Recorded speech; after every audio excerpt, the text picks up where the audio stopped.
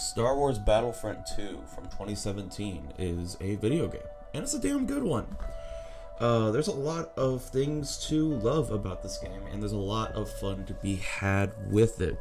However, I do have some concerns about this game's staying power, and I know that sounds kind of goofy considering this review would be coming right off of its massive resurgence lately, where people are playing the game probably more than ever before now. That said, I still have some concerns.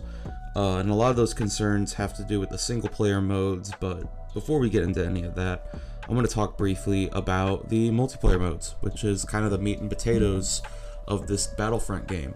And multiplayer is a lot of fun. It's really, really good. There's a lot of different modes you can choose from. There's Supremacy, Hero versus Villains, Galactic Assault, Blast, and all these game modes are pretty fun.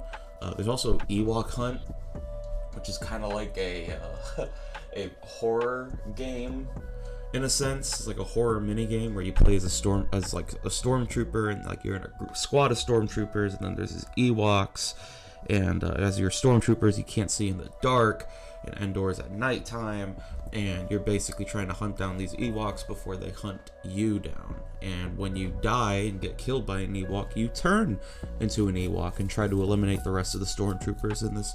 It's a really fun like horror mode, if you will, but it's also kind of like tongue-in-cheek about it, because it's like it's Ewoks, but it's a fun mode. Supremacy is kind of similar to what we remember back in like the older Battlefront games that Pandemic made. That one in that version of the game is obviously called Conquest. In this version, it's Supremacy, and it's kind of the same premise.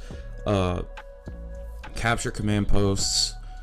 Whoever captures the most command posts, or rather has the most command posts by the end, wins. There's a score that builds up, and it's kind of like playing tug of war. Basically, if you have the majority of the command posts out of 5, and you hold on to them for enough time, you'll win. And sometimes, depending on I don't know if it depends on the map or what it is, because there have been times where the game just ends there for me, but there's also been times where when you complete that command post section, there's another section where you have to like try to board your ship, and then you board your ship and like wait for everybody else to get boarded, and then you go up to the enemy's command ship and you try to complete some objectives in there to destroy the command ship. And if you are unsuccessful in your run up at the command ship, you have to go all the way back down to the planet to capture the command posts again. This can lead to some really, really long matches, and that's not necessarily a bad thing. It's pretty fun. It's a pretty fucking fun mode, and it doesn't really surprise me that Supremacy is probably the most popular mode. Galactic Assault is also really popular too. That's a mode where you can basically play as any of the heroes, depending on what side you're on. So let's say you chose like the clones, if in like a clones versus droids battle, you would still be able to play as like Luke Skywalker, once you've built up enough points to unlock the heroes. So that is pretty cool. That's a pretty cool mode as well, and it can get pretty huge. I mean, I think it's like up to like 40 players or something like that, and you just get like these just massive, large-scale Star Wars battles that feel epic in every way, and it makes you feel like you're in the movies. That's one thing that this game really has going for it, is it makes you fucking feel like you're in the Star Wars movies. It's so cool, and the graphics are really good as well. They still hold up even for a game that came out almost 10 years ago. It's kind of unbelievable. I believe they used the Frostbite engine to make this game, so Good on you, Frostbite Engine. You are awesome. Yeah, the game looks absolutely incredible even today. And you could honestly, it honestly might even look better than some games that come out in recent years. It's a pretty amazing technological achievement. So I will give the games that. There's also co-op mode, which is a really great mode for increasing your progression, because in co-op mode you are playing online with other players, but you're playing against bots, and so like that's a really great mode to do if you're trying to like grind to unlock a gun, or if you're trying to grind to like get certain star cards up, which I'll talk about star cards in a minute. The only problem I have with co-op mode is that it starts to feel pretty stale pretty quickly.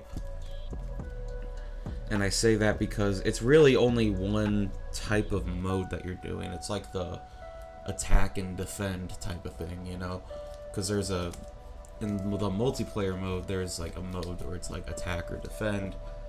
Basically, it's like you're either defending command posts from being taken, or defending like certain objectives from being destroyed or stolen, things like that. And that's kind of all that the co-op mode is. I kind of wished that there was more to it. Maybe more modes, or more different kinds of objectives, things like that. I mean, you could be escorting, like, you could even go like the Overwatch route and try to like escort certain like, droids who have like data files or whatever, just something to kind of mix things up a bit. I wish there was a little bit more variety to the co-op mode. But that kind of leads me to talk about star cards. And the reason that leads me to talk about star cards is because you're going to be in the co-op mode for a while trying to grind out these star cards, because the star cards are a system which was implemented for the sake of being pay to win. Originally, that was the original intention. Basically, these star cards would give you some objective boosts in your character's abilities, and you can upgrade those star cards to make them even stronger. And so basically what that means is, if you play online and you don't have star cards, or at least you don't have them upgraded fully, you're gonna get absolutely smoked by people who do. So yeah, it's almost a requirement before you play the multiplayer if you want to have a lot of fun with it, to grind out those star cards in co-op mode, which is unfortunate. It's kind of unfortunate. I don't really like the star card system. I think it's flawed. I think it kind of takes away from the game a bit, but it's here, so what do you do? But I think the best way to grind out for those cards is definitely co-op. You'll get more kills, and a lot of times, thankfully, they do like double XP, triple XP, like days or weekends, like often. So, it won't take too long to get those star cards upgraded. You'll still have fun along the way. Co-op mode is fun. It just gets old when you're doing it a lot. But overall, it's not bad.